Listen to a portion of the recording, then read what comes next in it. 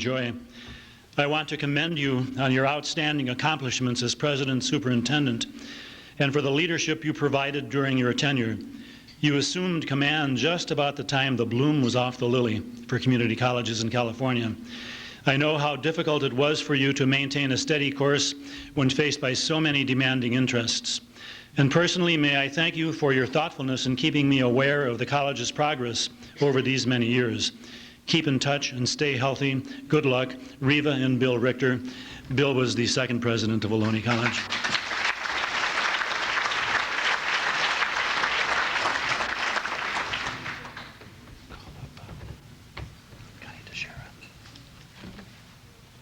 Cindy's going to make this one out. The classified Senate, yeah. Okay, the classified Senate President, Cindy Katona, is going to make a presentation. Sorry about that. Oh, sorry about that.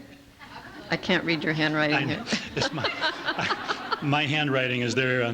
There's a slight change in the program. Connie Teixeira, would you come on up, please? Sorry.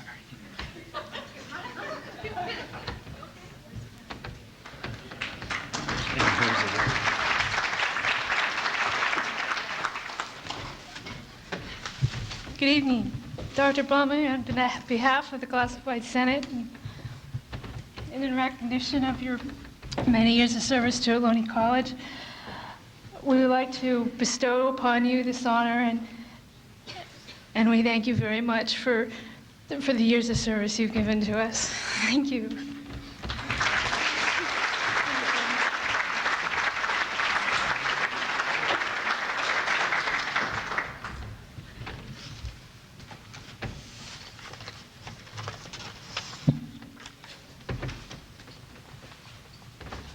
The next letter, I asked if I could read this one because it comes from a friend of mine also.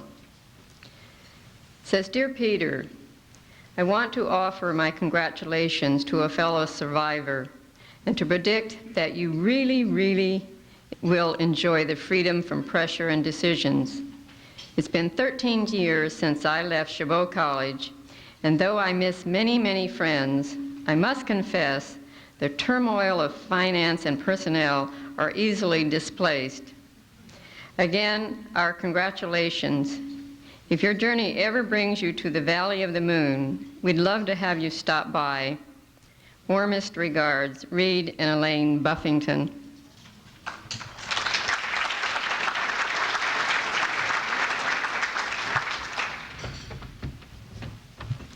And now Cindy Katona would come forward for the Faculty Senate.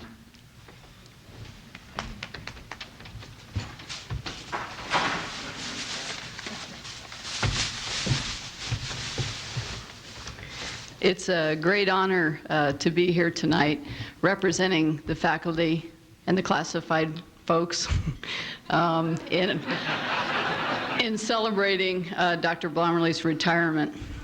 When great things happen at a community college, there are always a lot of people involved in getting them to happen. In the 15 years that Dr. Blomerley has been president, many great things have happened at Ohlone College. I'd like to tell you about a few of them.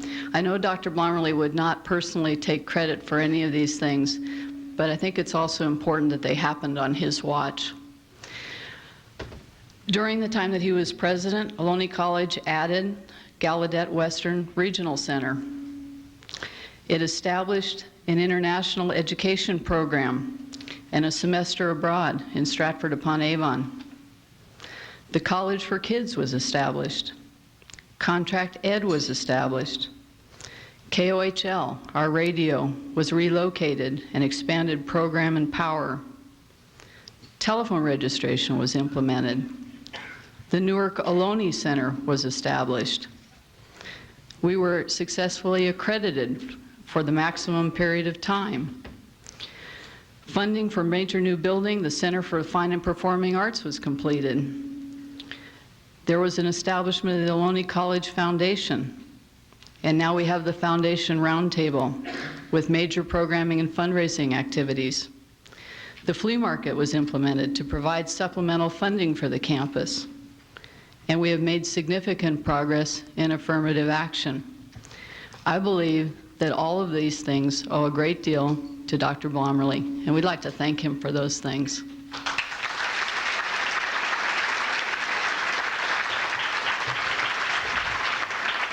The Senate also would like to present Dr. Blomerley with this resolution, which also has all the appropriate whereases. And in addition to that, we commissioned a video, a farewell to Dr. Peter Blomerley, in which faculty and staff and everyone had an opportunity to say goodbye personally. So, thank you.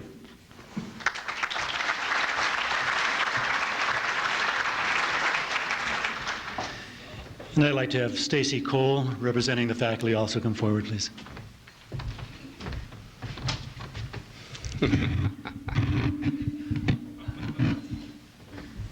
No, Dan, he really isn't that good, truth to tell. For those who are not members of the Ohlone family as such, and that includes many of you who have joined us tonight to bid farewell, in a sense, to this fine couple, I want you to know that we put this little performance on deliberately so that you would know why Dr. Blomerley is taking retirement a little earlier than he might otherwise do. Because the people who were in this are the best and brightest and most talented people that we have on our faculty and our staff. The rest of us are somewhat retarded in contrast to these people. He's not known for moving very rapidly, but I tell you, the fastest I've seen him move in 15 years was when he tried to reach out and grab that clock. That was a good move. And I want to thank Dan and the group for including the gratuities on that thing, because I'm thanking you on behalf of the people at Pebble Beach for that regard.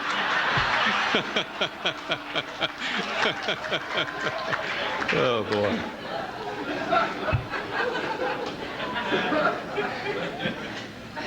Claire Booth Luce, and if you know who Claire Booth Luce was, that dates you, and I can look around and see a lot of people in this room who will know who Claire Booth Luce was.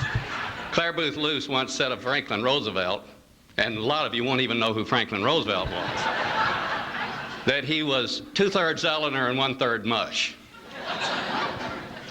No one would ever associate the word mush with Peter Blomerley. And I know that he's not 2/3 Barbara. But anybody who knows Dr. Blomerley knows there's a lot more there than meets the eye in almost every situation. He's a very complicated, very complex person, controlled, disciplined, and there's always more than what you see there. And anybody who knows Barbara knows that a good part of what is there that you don't see is his wife, Barbara, and I think we ought to give her a round of applause.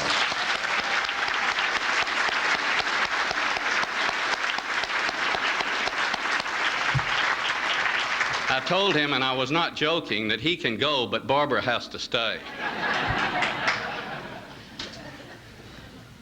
My 97-year-old stepmother always categorized people like she did the fabric that she worked on. She was an accomplished seamstress, and she would say of some woman, now that's a woman's fine cloth there.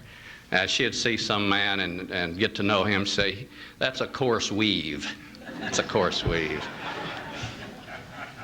Well, if she had known Barbara Blomerley, she would know that that's a fine piece of cloth, vivid, colorful, warm, and gracious. If she had have known Peter Blomerley long as we've known Peter Blomerley, she would have known that he was sackcloth and ashes. 15 years, we got the same story from him, either at the end of the year or at the first of the year, and if we were very fortunate, we got it both times. The state of the state and the state of the institution. I always used to call it his pessimism of the intellect and optimism of the will routine. Intellectually, he knew things were going to hell in a handbasket, and optimistically, in terms of the will, he knew that somehow we were going to get through it together. And it was through his experience that we got through it, and experience and good judgment. And as the saying goes, you get good judgment from experience, and you get experience from bad judgment. And somewhere back down the line, this man had a lot of bad judgment. His marriage was probably the first really good thing he ever did here. But by the time he reached Ohlone College, his good judgment and his experience served us admirably, because as everyone in this room is aware, the state and the college, education in general, public services in general, much of what made California golden has tarnished a bit, and he had to work with the hand that was dealt him, and he worked with it very well indeed. There's a kind of Hebraic Christian word that describes Dr. Blomerley, and he and I come from a similar background, a world apart, and personalities, thank goodness, a world apart. But we will both understand this word. It's called stewardship. And when that word is used in the Holy Writ, it has a special meaning. It's one of the highest and most favorable terms that can be applied to anyone, that they were a good steward. Dr. Blomerley, you've been a good steward with all that means, and that encompasses a world of symbolic and actual meanings. I think above all else, I will quote that great American philosopher, Yogi Berra. He said, "Never make the wrong mistake." And this man never made the wrong mistake. Now, he made a lot of mistakes, but he never made the wrong mistake. And all over the state, publicly and privately, people were making the wrong mistake. And he kept us on track. We never made the wrong mistake. Early in this century, the great philosopher Alfred North Whitehead said that those who study culture do well to study those things that the culture never really talks about, that people never get around to talking about. Because those are the things that are taken for granted. Those are the unstated axioms and so on by which the culture lives. And in 37 years in this profession, I've worked with a lot of people. And I don't know that I've ever worked with an individual about whom more could be taken for granted than Dr. Blomerley. And that's saying a great deal. When you can take something for granted, people say, "Don't take me for granted." That's not always, you're not always paying a compliment to someone when you say, "Don't take me for granted." When you say, "You can take me for granted," you're really saying, what you know me to be is what you can count on me being. And it's not always bad to be taken for granted. And we could take Dr. Blomerley for granted. We knew his qualities. And long after he leaves, it will be that we will think about. Just how many things we took for granted with this man. He did not always receive his due. Well, tonight we're giving him his due, and then some. We wish you well, and I've already told him that wherever he goes, I'm going to come and freeload off of him. And he has said that I have an open invitation, and he doesn't think that I'm going to do that, because I'm known to sometimes make promises I do not keep. But this time I'm keeping it. Wherever you go, one of these days there's going to be a knock on your door, and I'm going to be there. Thank you.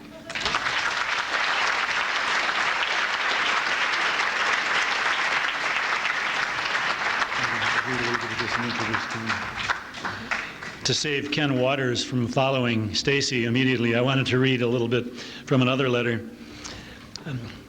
This is from John Baker, who served at Ohlone College for years.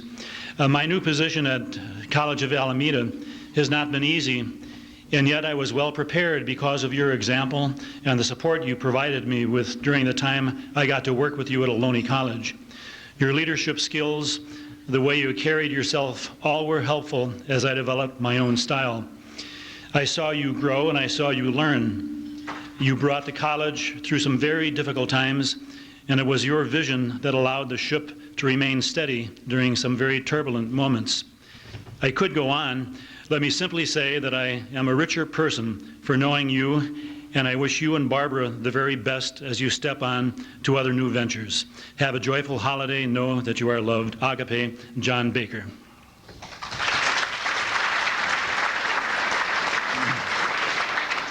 And representing the administrators group, you can all provide the words you'd like to Ak Messiah, Ken Waters.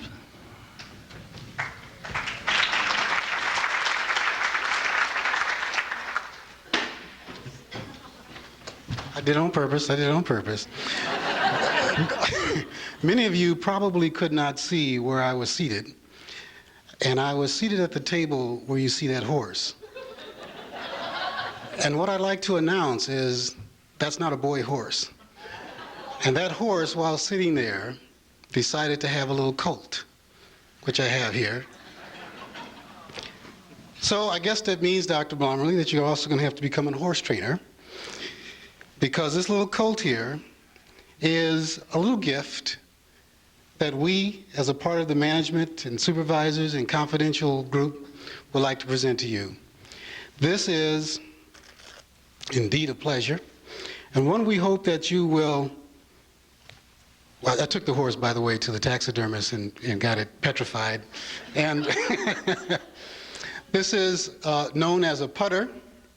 Now, Tony Cardinelli took the time and trouble to select this, get this engraved, and let me read it quickly to you. It says, "To Peter Blomerley, with appreciation, Ohlone College, Akmasia." It is of 18 karat gold. It has hickory, and I don't know that other thing that Tony told me about. I know, though, that this is made of leather, and you can use it. It looks good, and I invite all of you at the end to take an opportunity to look at it, because we of the group of managers and supervisors and confidentials are extremely happy that we can bestow upon you this small token of our appreciation, and we wish you and your wife the very best, and best of luck to all of you.